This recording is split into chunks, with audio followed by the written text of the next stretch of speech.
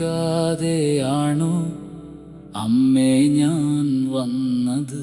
ക്ഷണിക്കാതെയാണു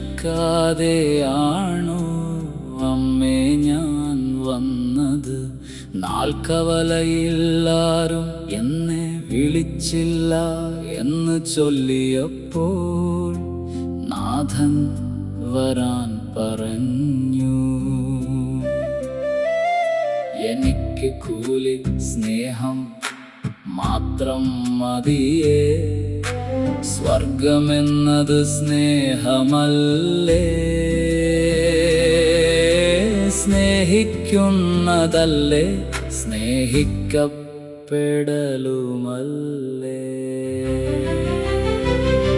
സ്നേഹിക്കാനും സ്നേഹിക്കപ്പെടാനും ഞാനും നീയും കൊച്ചു ത്രേസ്യയും ഒപ്പം വരുകില്ലേ.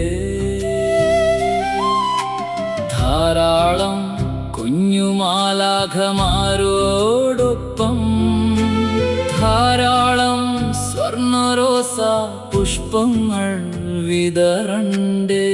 നീതിമാന്മാരുടെ മേലും പാപികളുടെ മേലും വൈകിയവരുടെ മേലും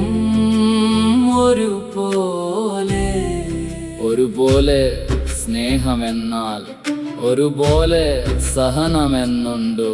അതു പേടിച്ചു പലരും അനുഗ്രഹങ്ങൾ മറന്നമ്മേ.